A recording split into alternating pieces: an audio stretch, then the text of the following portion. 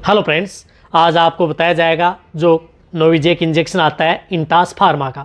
इस इंजेक्शन के बारे में पूरी जानकारी दी जाएगी कि ये इंजेक्शन पशु में क्या काम करता है, कौन से रोगों के अंदर इस इंजेक्शन का प्रयोग करेंगे तो सबसे अच्छा बेनिफिट देखने को मिलेगा, इस इंजेक्शन की डोज क्या होती है, प्रेग्नेंट पशु के लिए सेफ है नहीं, दूध देने वाले पशु के लिए सेफ है नहीं, कितनी डोज देंगे तभी पशु में ज़्यादा बेनिफिट देखने को मिलेगा। और रही बात इस इंजेक्शन के बारे में, मेरे पास बहुत इस तरह कमेंट्स और व्हाट्सएप और मैसेज आ रहे थे कि सर आपने अभी तक भी नोविजेक इंजेक्शन के बारे में पूरी जानकारी नहीं दी है, नहीं आपने इसके बारे में वीडियो बनाया। तो हालांकि इसका प्रयोग करते हुए मेरे को कई महीने हो गए, लेकिन मैंने सोचा क्यों नहीं इस पर अब आपके लिए वीडियो बना दी जाए यदि आप इस तरह से कमेंट्स कर रहे हैं। तो देखो, नोविजेक इंजेक्शन के बारे में पूरी जानकारी होगी, वीडियो लंबी होगी, स्किप करके देखना, पूरा देखना। रही बात जो इस चैनल पर अभी नए आए हैं या पहली बार आप इस चैनल को देख रहे हैं, जितने भी जो वेटरनरी, तो पहले आप इस चैनल को सब्सक्राइब कर लें, साथ में बेल आइकन और ऑल वाला ऑप्शन दबाएं, क्योंकि इस चैनल पर आपको बहुत ही सही और सटीक जानकारी के साथ वीडियो दी जाती है। देखो, नोविजेक जो इंजेक्शन आता है, ये इंजेक्शन किस तरह की बीमारियों में काम करता है, रही बात इसके अंदर क्या साल्ट मिले हुए होते हैं। देखो, सबसे पहले तो मैं आपको बताना चाहता हूँ जो नोविजेक इंजेक्शन है, इसके अंदर है कीटोबुफरेट फास्फोर्स, और एक दूसरी वाइल आती है उसके अंदर आता है इनोसाइन सोडियम पाइरुनेट इंजेक्शन, जो आपको स्क्रीन के ऊपर भी दिख रहा होगा इस तरह की। और इसमें क्या आती हैं, दो तरह की जो वाइल आती हैं जो आपको साफ साफ दिख रही हैं। एक में 30 ml आता है जो कीटोबुफरेट फास्फोर्स का आता है, इनोसाइन सोडियम प्रोपिनेट आता है पाइरुनेट जिसमें आता है 20 ml। तो ये दोनों इंजेक्शन कैसे देने हैं, किस तरह से प्रयोग करना है, सबसे पहले तो मैं बीमारी का बताता हूँ। देखो, यदि पशुओं में किसी भी तरह की पाइका रोग से ग्रसित है, यदि आपका पशु एप्सिस पदार्थ खाता है, अखाद्य वस्तुएं खाता है, मलमूत्र खाता है, गोबर पेशाब पीता है, तो उस स्थिति में आप इस इंजेक्शन का प्रयोग कर सकते हैं। कहने का मतलब है, रही बात यदि रिप्रोडक्टिव ऑर्गन से संबंधित किसी भी तरह की कोई दिक्कत है या प्रजनन तंत्र से संबंधित कोई यदि पशु में दिक्कत हो जाती है, जिस तरह से यदि आपका पशु स्ट्रेस साइकिल प्रॉपर नहीं आती है, यानी पशु हीट में नहीं आ पाता है, पशु को हीट में लाने के लिए काम करता है। साथ साथ में जिन पशुओं की हीट प्रॉपर नहीं रहती है, यानी सही समय पर नहीं रहती है, 20 से 25 दिन के बीच में नहीं आती है, समय पर नहीं आती है, तो उन पशुओं के लिए भी ये इंजेक्शन बहुत ही अच्छा है। रही बात पशुओं की जो कंसेप्शन रेट बढ़ाने में भी इस इंजेक्शन का बहुत बड़ा रोल है। जो पशु बार बार रिपीट होते हैं, ठहर नहीं पाते हैं, या जिन पशुओं में बांझपन की शिकायत है, इनफर्टिलिटी यानी बांझपन की शिकायत है, उन पशुओं में भी इस इंजेक्शन का प्रयोग किया जाता है।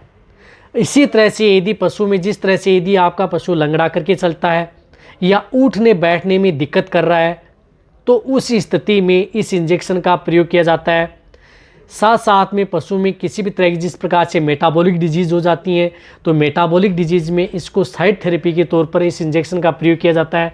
रही बात उन पशु में यदि बार बार वो रोग बनते हैं, जिस तरह से यदि मिल्क फीवर हो गया, कीटोसिस हो गया, या जिस प्रकार से PPH हो गया, पोस्ट पार्चुरेंट हीमोग्लोबिनेरिया हो गया, तो इस तरह के रोगों में या ब्याने के बाद में कई बार पशु में पेशाब के साथ खून आ रहा है या पेशाब का रंग परिवर्तन हो रहा है, तो उस स्थिति में भी इस इंजेक्शन का प्रयोग किया जाता है।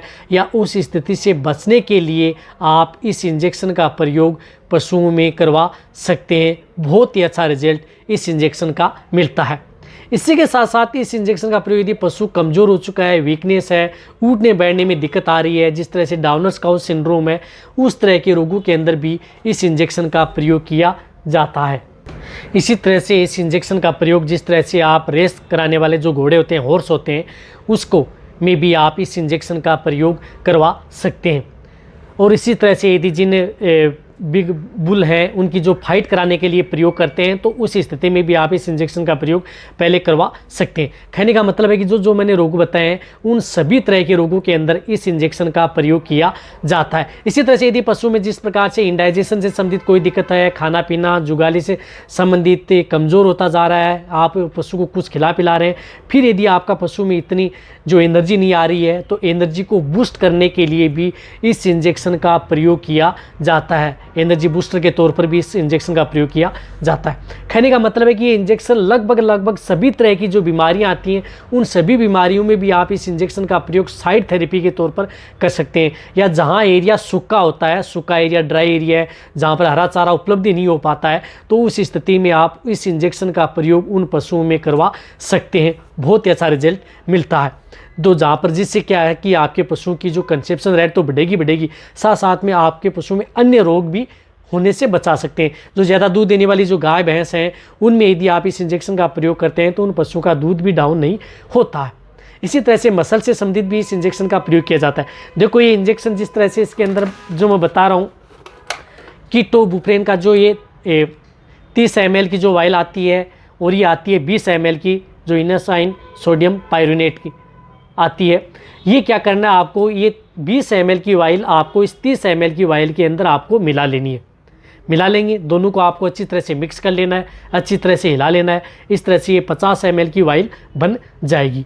तो आप 50 ml की वाइल बन जाएगी तो आपको देना कितनी डोज है, जो बड़े पशु हैं जिनका बॉडी वेट 500 kg तक है, तो उन्हें आप 50 ml एक साथ दे सकते हैं।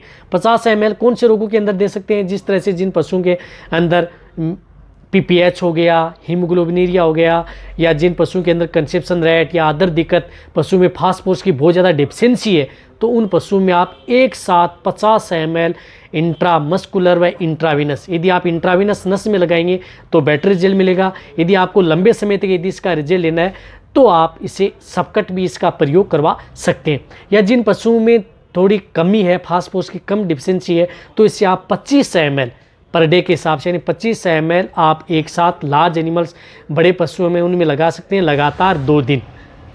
रही बात लगातार 2 दिन रख सकते हैं। इसी तरह से मीडियम साइज़ के पशु हैं तो इन्हें आप 10 ml से लेकर के 15 ml तक प्रयोग कर सकते हैं। भेड़ बकरियां हैं तो इन्हें आप 3 ml से लेकर के 5 ml तक भेड़ बकरियों में प्रयोग कर सकते हैं। कौन से पशु में ये इंजेक्शन लगाया जाता है, जैसे भेड़ है, बकरी है, ऊँट है, घोड़ा है, गाय है, भैंस है, सूअर है, इन सभी में आप इस इंजेक्शन का प्रयोग करवा सकते हैं। रही बात जो ये इंजेक्शन जैसे एक बार इसमें घोल देते हैं, घोलने के बाद में इस इंजेक्शन को 15 दिन के अंदर अंदर आपको प्रयोग कर लेना। ऐसा नहीं है कि आप इसमें घोलने के बाद में आप इसे 1 महीने तक प्रयोग करेंगे तो आपको इतना अच्छा रिजल्ट नहीं मिलेगा।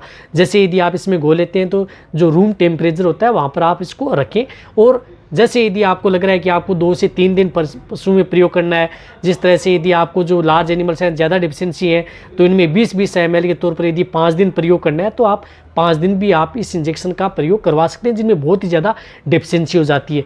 रही बात, इस इंजेक्शन को 2 से 3 दिन या 5 दिन तक भी प्रयोग करवाया जाता है। छोटे पशु में भी इसकी डोज इस तरह से। रही बात ये इंजेक्शन प्रेग्नेंट पशु के लिए, तो जो यदि आप प्रेग्नेंट पशु में प्रयोग करें तो प्रेगनेंसी सेफ होता है। दूध देने वाले पशु के लिए सेफ रहता है। दूध यदि इसमें लगाने के बाद में प्रयोग कर सकते हैं, मीट का प्रयोग कर सकते हैं, नील होता है, यानी विथड्रॉल पीरियड इसका नील होता है। किसी भी तरह का कोई भी साइड इफेक्ट इस इंजेक्शन का पशु में देखने को नहीं मिलता है, बट इस इंजेक्शन का प्रयोग करने से पशु में बेनिफिट ही देखने को मिलेगा। साइड इफेक्ट नील है, बेनिफिट कई गुना है जो मैंने आपको बताया। रही बात ज़्यादा यदि आप अच्छा रिजल्ट लेना चाहते हैं, जो रिपीट ब्रीडिंग के एन स्ट्रेस में, स्ट्रेस साइकिल में बहुत ही अच्छा इस इंजेक्शन का प्रयोग है। अदर जो फास्फोरस इंजेक्शन प्रयोग कर रहे हैं उससे बेटर इस इंजेक्शन का रिजल्ट पशु में देखने को मिलेगा। देखो, जहाँ तक हो सकता है मैंने आपको सही और सटीक जानकारी देने की कोशिश किया, तो ये वीडियो जितना हो सकता है पशुपालक या वेटरनरी असिस्टेंट है उनके साथ आप शेयर करें। इसी तरह से वीडियो देखते रहें, इसी तरह से आप मेरे को प्यार देते रहें। थैंक्स, धन्यवाद।